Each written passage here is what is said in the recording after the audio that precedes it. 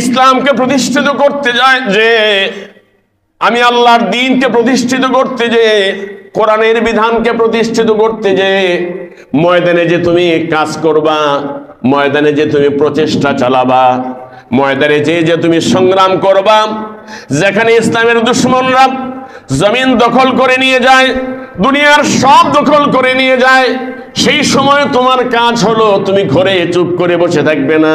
সংগ্রামের ময়দান, মুসলমান সংগ্রাম ছাড়া বাঁচবে না। কোন নবী সংগ্রাম ছাড়া পৃথিবীতে থেকে যেতে পারে নাই। সাহাবায়ে কেরামরা সংগ্রাম ছাড়া যেতে পারেন নাই। যুদ্ধের হেলমেট পরবে, বিশ্ব নবীর যুদ্ধের হেলমেট ভেঙে পাথর কপালের মধ্যে ঢুকছিল। আল্লাহর নবীর মাথায় যুদ্ধের হেলমেট ছিল, শুধু পাগড়ি ছিল না, শুধু পাগড়ি ছিল। من يهد الله فلا مضل له ومن يضلله فلا هادي له ونشهد أن لا إله إلا الله وحده لا شريك له ونشهد أن سيدنا وحبيبنا ومولانا محمدا عبد الله ورسوله الذي أرسله بالحق بشيرا ونذيرا وداعيا إلى الله بإذنه وسراجا منيرا فقد قال الله تعالى في كلامه المجيد وفي فرقانه الحميد أعوذ بالله من الشيطان الرجيم بسم الله الرحمن الرحيم إن الله اشترى من المؤمنين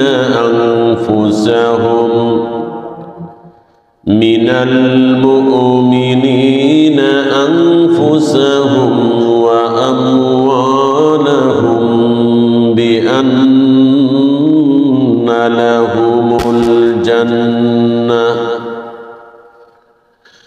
يقاتلون في سبيل الله فيقتلون ويقتلون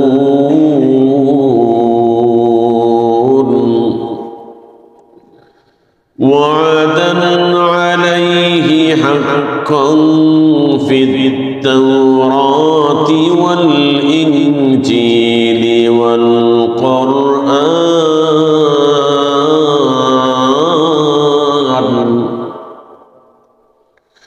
ومن أوفى بعهده من الله فاستبشروا ببيعكم الذي بايعتم به وذلك هو الفوز العظيم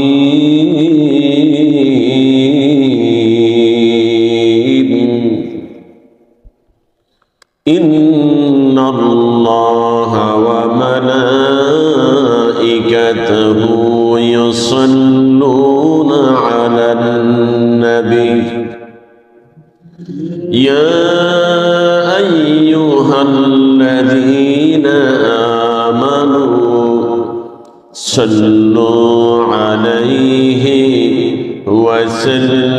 وسلموا تسليما اللهم صل على محمد وعلى آل محمد كما صليت على إبراهيم وعلى آل إبراهيم إنك حميد مجيد اللهم بارك على محمد وعلى آل محمد كما باركت على إبراهيم وعلى آل إبراهيم إنك حميد مجيد اللهم صل وسلم على نبينا محمد وعلى آله وأصحابه وأزواجه وذرياته وأهل بيته وأمته أجمعين سبحان الله والحمد لله ولا إله إلا الله الله أكبر سبحان الله وبحمده سبحان الله العظيم سبحان الله العظيم وبحمده أستغفر الله أستغفر الله أستغفر الله إن الله غفور رحيم শ্রদ্ধাভাজন মুরব্বিয়ানে কেরাম বেরাদারানি ইসলাম উপস্থিত মুসলমান ভাইয়েরা পর্দার অন্তরালে আবেদা জাহেদা সালেহা নেককারিনী আমার মা ও বোনেরা মহান আল্লাহ রাব্বুল ইজ্জত ওয়াল জালালের দরবারে আলিশানে অসংখ্য অগণিত শুকর গুজার হচ্ছি তিনি আমাদেরকে আজকের এই পবিত্র জুমার দিনে সালাতুল জুমুআ আদায় করার জন্য আল্লাহর ঘর মসজিদে আসার এবং বসার সুযোগ দিয়েছেন। এজন্য মনিবের দরবারে সবাই মিলে কালিমাতুশ শুকর আদায় করি, সকলে বলি আলহামদুলিল্লাহ। আলহামদুলিল্লাহি রাব্বিল আলামিন আর রহমানির রহিম মালিকি ইয়াউমিদ্দিন রব্বানা ওয়া লাকাল হামদ হামদান কাসীরান طيبا مباركا فيه يا ربي لك الحمد كما ينبغي لجلال وجهك وعظيم سلطانك الحمد لله অসংখ্য গণিত দরুদ ও সালাম মানবতার মুক্তির দূত সর্বযুগের সর্বকালের সর্বশ্রেষ্ঠ ব্যক্তিত্ব ইমামুল আম্বিয়া খাতামুল আম্বিয়া সাইয়্যিদিনা নবিয়িনা মুহাম্মদুর রাসূলুল্লাহ সাল্লাল্লাহু আলাইহি ওয়াসাল্লামের উপরে সকলে পড়ি আল্লাহুম্মা সাল্লি ওয়া সাল্লিম আলা নবিয়িনা মুহাম্মদ। রূহের মাগফিরাত কামনা করছি হযরত আদম আলাইহিস সালাম থেকে শুরু করে আজকের এই মুহূর্ত পর্যন্ত तमाम পৃথিবীর বুক থেকে যত মুসলমান মুসলিমাত মুমিন মুমিনাত দুনিয়ার সফর শেষ করে পরপারে পাড়ি জমিয়েছেন, আল্লাহ সমস্ত মুসলমান এবং মুমিনদেরকে মাফ করে দিক। দোয়া করছি জিন্দা মুসলমানদের জন্য, तमाम পৃথিবীর সমস্ত মুসলমানদেরকে আল্লাহ হিদায়াত নসিব করে দিক, তাদের প্রতি আল্লাহ রহম করো, কাফির মুশরিকদের হাত থেকে আল্লাহ তাদেরকে হেফাজত করো। সম্মানিত উপস্থিতি, আজকে আমি আপনাদের খেদমতে কোরআন শরীফের ৯ নম্বর সূরা, সূরাটার নাম সূরাতুত তাওবা। এই সূরাটি থেকে একটি মাত্র আয়াত তিলাওয়াত করেছি। সূরাটার নাম সূরাতুত তাওবা। নামটা কি বলছি? তাওবা। এই সূরাটিতে আয়াতের সংখ্যা 119, রুকু আছে 16টি। সূরাটি মদিনাতুল মুনাওয়ারায় নাযিল হয়েছে। সূরাটি মাদানী সূরা। এই সূরাটির 111 নম্বর আয়াতটা আপনাদের সামনে তেলাওয়াত করেছি। এটাতে আল্লাহ তাআলা কি বলেছেন আমি আপনাদেরকে আজকে শোনানোর চেষ্টা করব। আল্লাহ আমাকে তৌফিক দান করুক, সকলে বলুন আমিন। এই সূরাটা অন্যান্য সূরার চেয়ে একটু ব্যতিক্রম। কোরআন শরীফে 114টি সূরার মধ্যে 113টি সূরার শুরুতে বিসমিল্লাহ আছে, আর সূরাতুত তাওবার শুরুতে বিসমিল্লাহ নেই। এটার একটা অন্যতম কারণ হলো রাসূল করিম সাল্লাল্লাহু আলাইহি ওয়াসাল্লামের উপরে যখন কোরআন নাযিল হতো, সর্বপ্রথম সাহাবায়ে কিরামদেরকে নবীজি তেলাওয়াত করে শোনাতেন। নবীজি যখন তেলাওয়াত করে এই সূরাটি শোনাচ্ছিলেন, তখন সূরাটির শুরুতে আল্লাহর হাবিব সাল্লাল্লাহু আলাইহি সাল্লাম বিসমিল্লাহ পড়েননি, যার জন্য কাতেবে ওহী যারা ছিলেন, যারা ওহী লিখতেন, ওনারা এটার শুরুতে বিসমিল্লাহ লিখেননি, পড়েননি। এটা হলো একটা অন্যতম কারণ, যার জন্য এই সূরাটার শুরুতে বিসমিল্লাহ। সাহাবায়ে কেরামরাও পড়েননি। ওই সময় থেকে শুরু করে আজকের এ পর্যন্ত কোরআন শরীফে যত জায়গায়, পৃথিবীর যে কোনো জায়গায় এই সূরাটা লেখা হোক না কেন, ওই রকম অবস্থায় আছে। এই সূরাটার শুরুতে বিসমিল্লাহ লেখাও হয় না, পড়াও হয় না। এটা একটা ইসলামের বৈশিষ্ট্য। ইসলামের একটা বৈশিষ্ট্য হলো এটা, ইসলাম আল্লাহর তরফ থেকে বিশ্ব নবী জনাবে মুহাম্মদুর রাসূলুল্লাহ সাল্লাল্লাহু আলাইহি ওয়াসাল্লামের মাধ্যমে যেভাবে আসছে, কিয়ামত পর্যন্ত সেভাবেই ইসলাম থাকবে।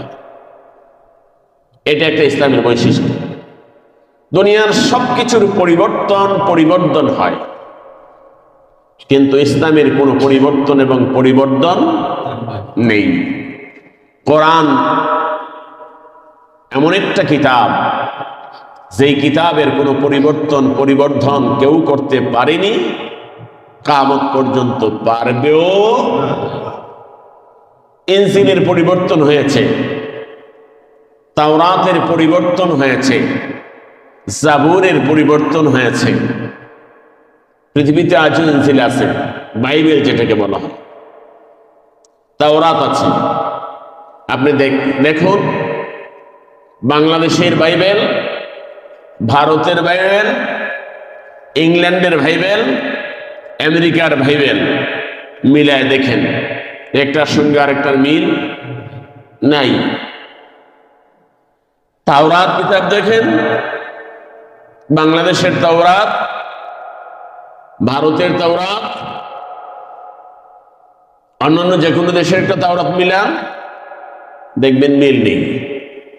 কিন্তু আমাদের কোরআন, বাংলাদেশের কোরআন, সৌদি আরবের কোরআন, আমেরিকার কোরআন, রাশিয়ার কোরআন, এক কথায় গোটা পৃথিবীর যে কোনো জায়গা থেকে একটা কোরআন মিলিয়ে দেখেন, হুবহু মিল আছে। কেন? এটার পেছনে কারণ কি? কারণ হলো কোরআনের হেফাজতকারী স্বয়ং আল্লাহ রাব্বুল আলামিন বলেছেন, ইন্না নাহনু নাযালনা যিকরা ওয়া ইন্না লাহু লাহাফিজুন। নিশ্চয়ই কোরআন আমি নাযিল করেছি। জিকির দিয়ে এখানে কোরআনকে বুঝিয়েছেন, জিকির আমি নাযিল করেছি, তার মানে কোরআন আমি নাযিল করেছি। আর এ কোরআনের হেফাজতের দায়িত্ব আমি আল্লাহ নিয়েছি, কোরআনকে আমি হেফাজত করব। এজন্য মনে রাখতে হবে, কোরআনকে বিকৃত করার জন্য, কোরআনের বিধানকে বিকৃত করার জন্য এবং কোরআনকে নিশ্চিহ্ন করে দেওয়ার জন্য যারাই চেষ্টা করেছে, কেউ রেহাই পায়নি। যে কোরআনকে নিশ্চিহ্ন করার জন্য, বিকৃত করার জন্য হাত বেরিয়েছে, হাতকে আল্লাহ ধ্বংস করেছেন। কেউ মুখ দিয়ে কথা বলেছে, এই মুখকে আল্লাহ বন্ধ করে দিয়েছেন। যে অগ্রসর হয়ে শক্তি দিয়ে অগ্রসর হতে শুরু করেছে, তার শক্তিকে আল্লাহ তাআলা সেবুলে বিনাশ করে দিয়েছে। এটাই আল্লাহর নীতি।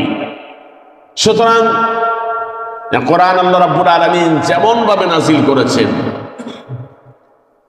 সেই রকম কোরআন শরীফ আল্লাহ তাআলা লৌহে মাহফুজে সংরক্ষিত রেখেছেন। ওটা আছে যেভাবে, পৃথিবীর কোরআন থাকবে সেইভাবে। আলহামদুলিল্লাহ। তাই যে কথা বলতেছিলাম, সূরাতুত তাওবার শুরুতে আল্লাহ তাআলা হয়তো বিসমিল্লাহ সহ নাজিল করেননি, যার জন্য আজ দুনিয়ার কোরআন শরীফের কোনো জায়গায়, পৃথিবীর কোনো জায়গার কোরআন শরীফই বিসমিল্লাহ সূরা তাওবার শুরুতে লেখা হয় নাই। কোন হাফেজ সাহেব পড়েন না, যারা বুঝেন কেউই সেটার শুরুতে বিসমিল্লাহ পড়েন না। আলহামদুলিল্লাহ। এই সূরাটা থেকে আমি 111 নম্বর আয়াতটা তেলাওয়াত করেছি। আউযু বিল্লাহি মিনাশ শাইতানির রাজীম। বিতাড়িত শয়তানের হাত থেকে আল্লাহর কাছে আশ্রয় প্রার্থনা করছি। ইন্নাল্লাহা আশতারা মিনাল মুমিনিনা আনফুসাহুম ওয়া আমওয়ালাহুম বিআন্না লাহুমুল জান্নাহ। নিশ্চয়ই আল্লাহ তাআলা কিনে নিয়েছেন মুমিনদের থেকে। কিনেছেন কে? আল্লাহ। কার কাছ থেকে কিনেছেন? কি কিনেছেন? বিআমওয়ালাহুম বিআনফুসাহুম ওয়া আমওয়ালাহুম। দুইটা জিনিস কিনেছেন। কয়টা জিনিস? দুইটা। এক নম্বরে হলো তার জান কিনেছেন, দুই নম্বরে ওয়া আমওয়ালাহুম, তাদের মাল সম্পদগুলি কিনেছেন। মুমিনদের জান এবং মাল কিনেছেন কে? আল্লাহ। আল্লাহ কিনেছেন। এখানে খরিদ্দার কে? আল্লাহ। একটু ভালো করে বুঝেন, কে খরিদ্দার? আল্লাহ। আপনারা যখন বাজারে কোনো কিছু বিক্রি করতে নেন, খরিদ্দার লাগবে না? আপনি বিক্রেতা, ক্রেতা লাগবে। সুবহানাল্লাহ বলবেন। আল্লাহ ক্রেতা, বিক্রেতা কারা? পৃথিবীতে অনেক মানুষ আছে। খ্রিস্টান আছে, ইহুদি আছে, হিন্দু আছে, বৌদ্ধ আছে, বিভিন্ন ধর্মাবলম্বী আছে। সকলের কাছ থেকে কিনে নেবেন। বাজারে তো অনেক দোকানদার আছে, সকলে সকলের কাছ থেকে কিনে না। কি বলেন? সকলে সকলের কাছ থেকে কিনে না। আল্লাহ এমন ক্রেতা যিনি সকলের কাছ থেকে কিনেন না। সকলেরই পছন্দ হয় না। পছন্দ করেছেন কার? মুমিনদের থেকে। মুমিনের জান এবং মালকে আল্লাহ তাআলা পছন্দ করেছে। এখন মুমিনের সঙ্গে এটা আল্লাহ আর মুমিনের চুক্তি। আল্লাহ আর মুমিনের চুক্তি। ঈমান এনেছেন, আপনি বিক্রেতা হতে পেরেছেন। ঈমান এনেছেন, আপনি আল্লাহর সঙ্গে চুক্তি করতে পেরেছেন। ঈমান আনেন নাই, আল্লাহর সঙ্গে চুক্তি হয় নাই। এখন আপনারা ছোট সময় যারা বাজারে গেছেন কিছু বেচা কেনা করার জন্য, বা যারা বাজারে বিক্রি করতে যায়, আপনার জিনিস নেওয়ার জন্য যদি চেয়ারম্যান সাহেব আসে, মেয়র সাহেব আছে, কাউন্সিলর সাহেব আসে, আসলে আপনি তার কাছে বিক্রি করবেন। সাপোজ ধরেন লাউ বিক্রি করবেন, লাউ বিক্রি করবেন, লাউ বিক্রি করতে নিচ্ছেন, আপনি গাছের থেকে ফলাইছেন, কাউন্সিলর সাহেব আসছে, মেয়র সাহেব আসছে, লাউ কত?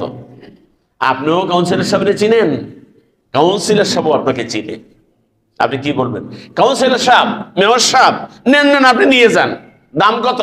আপনার সাথে আমি দাম বলতে পারবো না, দাম লাগবে না, নেন নিয়ে যান।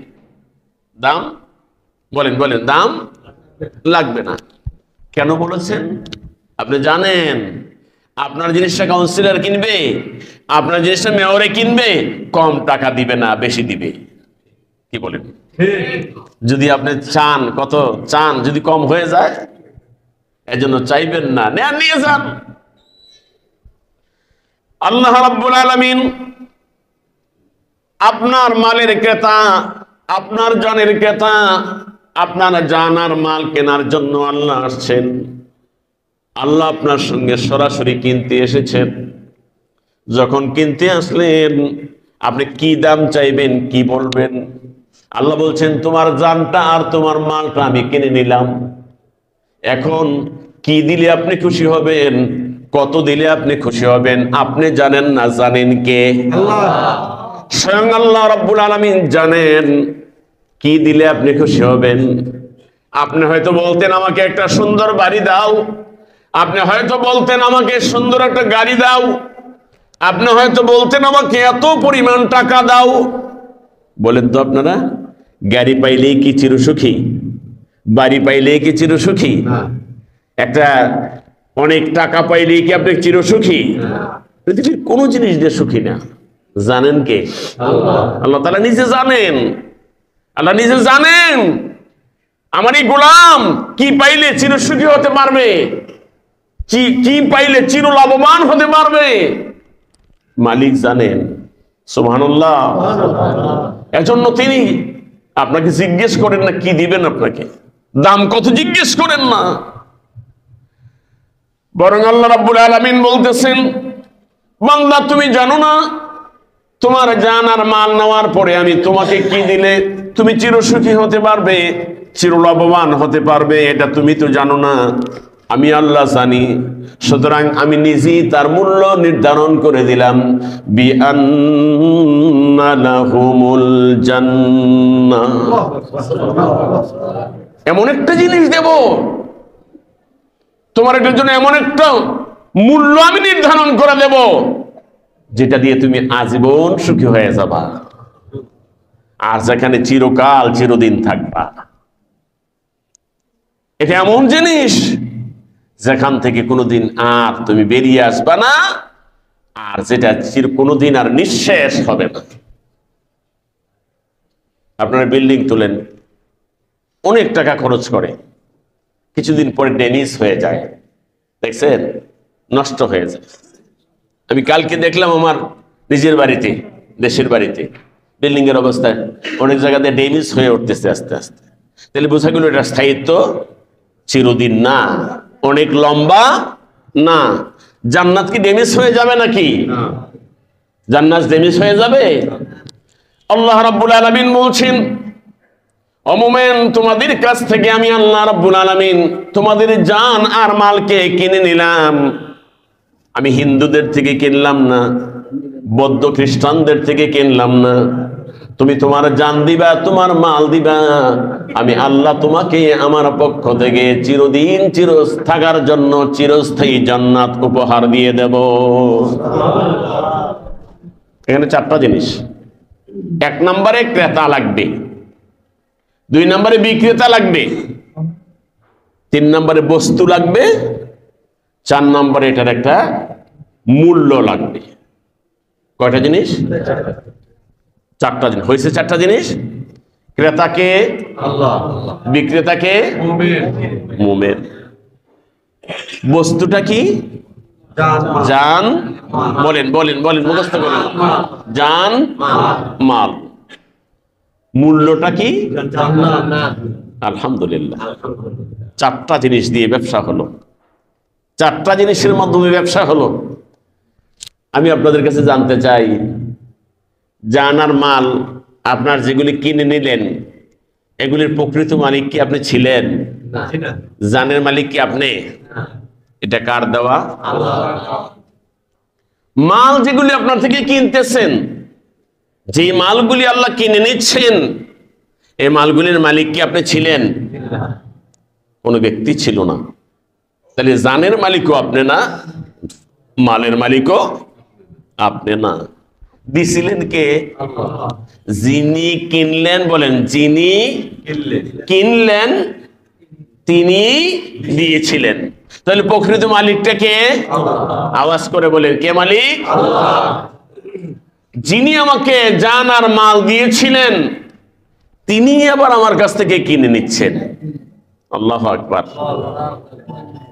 কিনে নেওয়ার পরে তিনি আমাকে জান্নাত দিয়ে দিচ্ছেন। তো তারই তো জান, মালও তো তারই। কথা বুঝেন নাই? জানও তার, মালও তার। দিয়েছিলেন আমাকে, আবার কিনে নিয়েছেন। এখন কি কিনলেন? কি কিনলেন? কেন কিনলেন? কথাটা বলার আগে আরেকটা কথা বলে নেই। এই বেচা কেনার জন্য আরেকটা জিনিস লাগবে। বেচা কেনার জন্য আরেকটা কি লাগবে? সেটা কি? আপনারা বেচা কেনা করার জন্য যান কোথায় বলেন তো? মাশাআল্লাহ। কোথায় যান? বাজারে যান। বেচা কেনার জায়গা কোথায়? বাজার। আপনার আমার এই জান আর মালের বেচা বিক্রি হবে কোথায়? আর জান্নাত কোথায় যে আমি পাবো? জানা দরকার আছে না নাই? জান্নাত কোথায় যে পাবো? আমার এই জান আর মাল বেচবো কোথায়? কোন জায়গায় আমার বিক্রি করব? এই জান আর মাল জানা দরকার আছে না? আল্লাহ রাব্বুল আলামিন বলছেন, يقاتلون في سبيل الله فيقتلون ويقتلون। বেচা বিক্রির জায়গাটা কোথায়? তুমি তোমার জান আর মাল বিক্রি করে জান্নাত পাবা, জায়গাটা কোথায় শুনে নাও। মুমিন ভালো করে বুঝুন। আল্লাহ সকলকে বুঝদান করে দাও। আল্লাহ রাব্বুল আলামিন বলছেন, মুমিন যে জানটা আমি দিলাম, যে মালগুলি আমি দিলাম, সেই জিনিসগুলি আমি আবার তোমার কাছ থেকে কিনে নিলাম। কিনে নেওয়ার জন্য তোমার কাছে আসলাম। এই জান আর মাল তোমার কাছ থেকে কিনে নেব, বিনিময়ে তোমাকে আমি আল্লাহ রাব্বুল আলামিন জান্নাত দিয়ে দেব। তবে জায়গাটা কোথায়? ঘরে বসে থেকে নয়, ঘুমিয়ে থেকে নয়, নিজে শুধু দুনিয়ার কাজে ব্যস্ত থেকে নয়। সেই জায়গাটা জেনে নাও, জায়গাটা চিনে নাও। সেটা হলো ইউকাতিলুনা ফি সাবিলিল্লাহি ফায়াকতুলুনা ওয়া ইউকতালুন। ওই জায়গাটা হলো জিহাদের ময়দান। ইসলামকে প্রতিষ্ঠিত করতে যায় যে, আমি আল্লাহর দ্বীনকে প্রতিষ্ঠিত করতে যে, কোরআনের বিধানকে প্রতিষ্ঠিত করতে যে ময়দানে যে তুমি কাজ করবা, ময়দানে যে তুমি প্রচেষ্টা চালাবা, ময়দানে যে তুমি সংগ্রাম করবা, যেখানে ইসলামের দুশমনরা জমিন দখল করে নিয়ে যায়, দুনিয়ার সব দখল করে নিয়ে যায়, সেই সময় তোমার কাজ হলো তুমি ঘরে চুপ করে বসে থাকবে না। তুমি ময়দানে নামবা, ময়দানে নেমে হক কথাগুলি বলবা, আল্লাহর কোরআনের দাওয়াত পৌঁছাবা, আল্লাহর কোরআনের কথাগুলি মানুষের সামনে উপস্থাপন করবা।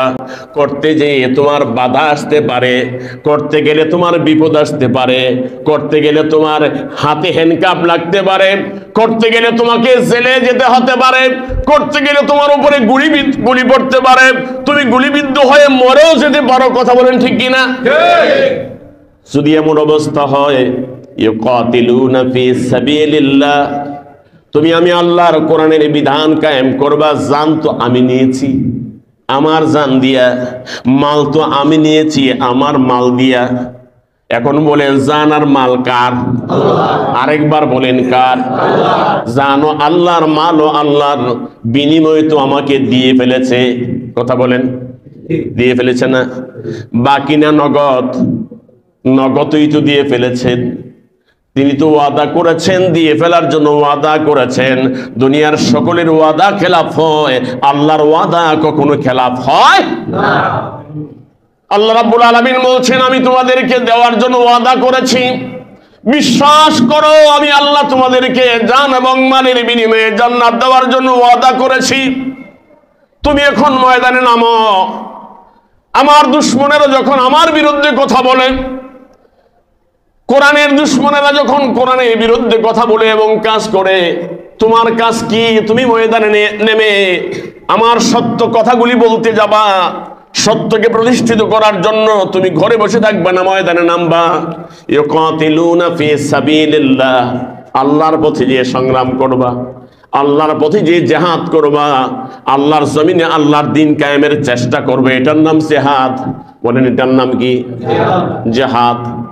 শুধু খাইবে আর ঘুমাইবে এজন্য নয়, চাকরি নিয়ে ব্যস্ত থাকবে এজন্য নয়, ব্যবসা নিয়ে ব্যস্ত থাকবে এই জন্য নয়, দুনিয়া নিয়ে ব্যস্ত থাকবে এই জন্য নয়।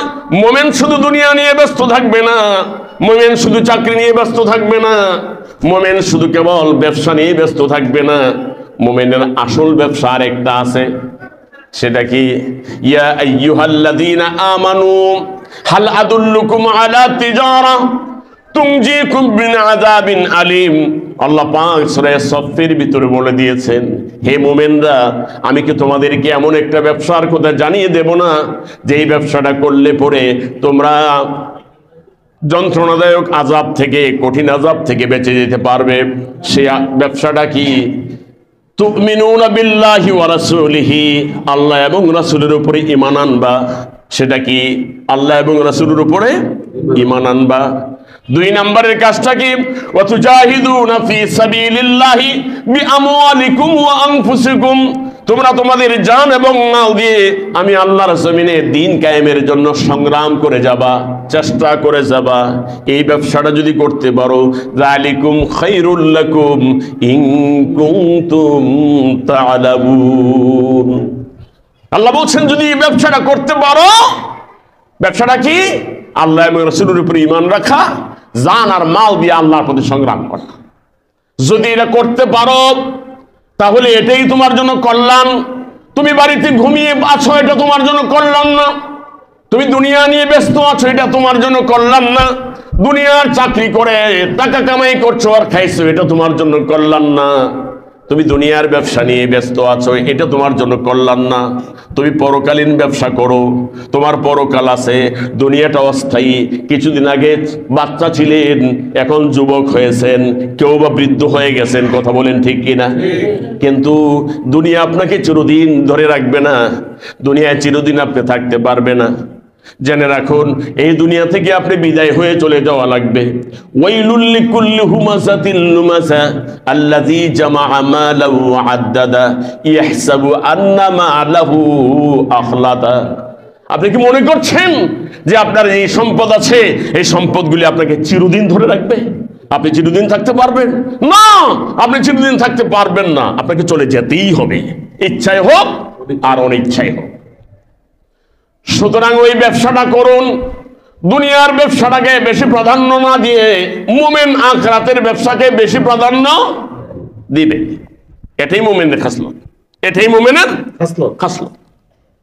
সাহাবায়ে কেরামদেরকে যদি আমরা তাকাই তাদের দিকে, সাহাবায়ে কেরামদের অবস্থা এমন ছিল, আজকে বিয়ে করে বউ ঘরে আনেছে, বউ ঘরে আনার পরে নওজোয়ান সুন্দরী মেয়ে বিয়ে করেছে। বিয়ে করার পরে আজকে রাত্রে তার ভাষর হওয়ার আগেই বিশ্ব নবী জনাবে মুহাম্মদুর রাসূলুল্লাহ সাল্লাল্লাহু আলাইহি ওয়াসাল্লাম বলেছেন, এই মুহূর্তে তোমাকে যুদ্ধের ময়দানে যেতে হবে। সাহাবা দৌড়িয়ে চলে গেলেন বাড়িতে। আল্লাহর হাবিব বলছেন, বাড়ি থেকে যে বিদায় নিয়ে আসো। নবীজি বাড়িতে গেলেন, যাওয়ার পরে ঘরের ভিতরে না ঢুকে ঘরের বাইরে থেকে ডাক দিয়ে বলছেন, স্ত্রী, তোমার সঙ্গে আমার বিবাহ হয়েছে, সাক্ষাৎ হয় নাই, পরিচয় হয় নাই, কথাবার্তা হয় নাই, সামনাসামনি আমরা দেখা সাক্ষাৎও করতে পারি নাই। স্ত্রী গো, আমাকে মাফ করে দিও, তোমার সঙ্গে দেখা হলো না, আমি চলে যাচ্ছি। নবীজি আমাকে যুদ্ধের ময়দানে যাওয়ার জন্য বলেছেন, আমি চলে যাচ্ছি, রওনা হয়ে গেলাম, আল্লাহর রাস্তায় আমাকে মাফ করে দিও, কোনো হক তোমার আমি আদায় করতে পারি নাই। স্ত্রী বললেন, স্বামী আমার, আপনার সঙ্গে কোনোদিন দেখা হয় নাই, বিয়ে হয়েছে মাত্র, একটিবার আমার সামনে আসুন, আমি শুধু আপনার চেহারাটা একবার চিনে রাখবো, আর পরকালে যেন মৃত্যুর পরে জান্নাতে গেলে যেন দেখাটা হয়ে যায়, পরিচয়টা হয়ে যায়, শুধু কেবল চিনে রাখবো। আল্লাহর হাবিব সাল্লাল্লাহু আলাইহি সাল্লামের সাহাবী কি বললেন? পরিচয়ের দরকার নাই, দেখা সাক্ষাৎ হওয়ার দরকার নাই, আমি যুদ্ধের ময়দানে চলে যাচ্ছি, শহীদ যদি হয়ে যায় আর তুমি যদি ধৈর্য ধারণ করে থাকতে পারো, তুমি শহীদের স্ত্রী হবা। দুইজনকে পরিচয় দেওয়ার জন্য যিনি আছেন সবাই বলেন তার নাম কি? আল্লাহ পরিচয় করিয়ে দিবেন, সেখানে আল্লাহ তাআলা নিজেই পরিচয় করিয়ে দিবেন, চিন্তার কোনো কারণ নাই। সাহাবায়ে কেরামরা বউয়ের মায়া ছিল না? কি বলেন ছিল না? কিন্তু বউয়ের মায়া বেশি করলেন না, আল্লাহর মায়া বেশি করলেন। দ্বীনের প্রতি মায়া বেশি হয়েছে, বউয়ের চাইতে দ্বীনের মায়া বেশি হওয়া লাগবে। মুসলমান বুঝে নিবেন, বউয়ের চাইতে বেশি মায়া দ্বীনের হওয়া লাগবে, সন্তানের চাইতে বেশি মায়া দ্বীনের হওয়া লাগবে। সন্তানের চাইতে, বউয়ের চাইতে, সম্পদের চাইতে, চাকরির চাইতে, সবকিছুর চাইতে, জীবনের চাইতে, সম্পদের চাইতে বেশি মায়া যদি আল্লাহর জন্য হয়, রাসূলের জন্য হয়, কোরআনের জন্য হয়, তার জন্য আল্লাহ তাআলা রেখে দিয়েছেন জান্নাত। বুঝতে পারছি? আল্লাহ আমাদেরকে বুঝার তৌফিক দান করুক। মিয়া সাহেব, জান্নাত পাওয়া এত সহজ না, জান্নাত পাওয়া এত সহজ না। এজন্য আল্লাহ তাআলা বলছেন, আম হাসিবতুম আন তাদখুলুল জান্নাহ, তোমরা কি মনে করো যে এমনিতেই জান্নাতে চলে যাবা? ওয়ালাম্মা ইয়ালামিল্লাহুল্লাযীনা জাহাদা মিনকুম, অথচ আল্লাহ রাব্বুল আলামিন এখনো পর্যন্ত জেনে নেন নাই, দেখে নেন নাই কে জিহাদের ময়দানে যাবে। ওয়ায়ালামাস সাবিরিন, আর কে হাত কেটে যাবে, পা কেটে যাবে, ছেলে শহীদ হয়ে যাবে বাবার সামনে, বাবা শহীদ হয়ে যাবে ছেলের সামনে, সব শেষ হয়ে যাবে, তারপরও ধৈর্য ধারণ করবে, এটা এখনো আল্লাহ তাআলা দেখে নেন নাই। এখনই তোমরা মনে করো জান্নাতে চলে যাবা? না না, ঘরে ঘুমায়া থেকে জান্নাতে যাওয়া এত সহজ না। কথা বুঝেন কিনা? ঘরে ঘুমায়া থাকবেন আর জান্নাতের আশা করবেন, জান্নাত এত সহজ না, জান্নাত আরো কঠিন। আল্লাহ যদি আমাদেরকে বুঝার তৌফিক দেয় তাইলেই হয়। এজন্য আল্লাহ রাব্বুল আলামিন বলছেন, ইন্নাল্লাহা আশতারা মিনাল মুমিনিনা আনফুসাহুম ওয়া আমওয়ালাহুম বিআন্না লাহুমুল জান্নাহ, নিশ্চয় আমি আল্লাহ কিনে নিয়েছি মুমিনদের থেকে তাদের জান এবং মালকে, আর তার বিনিময়ে আমি রেখে দিয়েছি তাদের জন্য জান্নাত। জান্নাত যদি পেতে চাও তাইলে জান আর মাল আমাকে দিয়ে দাও। আর সেই বাজারটা হলো ইউকাতিলুনা ফি সাবিলিল্লাহি ফায়াকতুলুনা ওয়া ইউকতালুন, সেই মার্কেটটা হলো, সেই বাজারটা হলো জিহাদের ময়দান, সংগ্রামের ময়দান। মুসলমান সংগ্রাম ছাড়া বাঁচবে না, কোন নবী সংগ্রাম ছাড়া পৃথিবীতে থেকে যেতে পারে নাই, সাহাবায়ে কেরামরা সংগ্রাম ছাড়া যেতে পারেন নাই। যুদ্ধের হেলমেট পরবে, বিশ্ব নবীর যুদ্ধের হেলমেট ভেঙে পাথর কপালের মধ্যে ঢুকছিল, আল্লাহ নবীর মাথায় যুদ্ধের হেলমেট ছিল, শুধু পাগড়ি ছিল না, শুধু পাগড়ি ছিল। কথা বুঝছেন? শুধু পাগড়ি দিয়ে থাকবে এটাই নবীর সুন্নাত না। হ্যাঁ, পাগড়ি দেওয়া পাগড়ির সময় সুন্নাত, আবার লোহার হেলমেট পরা, যুদ্ধের হেলমেট পরা সেটাও সুন্নাত। লোহার যুদ্ধের পোশাক পরা, শুধু লম্বা পাঞ্জাবি জুব্বা পরে আর আলখেল্লা পরে শুধু নামাজ পড়াবেন, এখানে সেখানে মজলিসে যাবেন, এটাই নবীর সুন্নাত শেষ না। নবীর সুন্নাত সেই যুদ্ধের পোশাক পরা, সেটাও নবীর সুন্নাত। হাতে শুধু তাসবিহ থাকবে এটা সুন্নাত না, শুধু তাসবিহ থাকবে এটাই শেষ না, হাতে তলোয়ার থাকবে এটাও নবীর সুন্নাত। ঠিক কথা বলেন, ঠিক কিনা? বুঝতে পারতেছি কথা? এটাও নবীর সুন্নাত।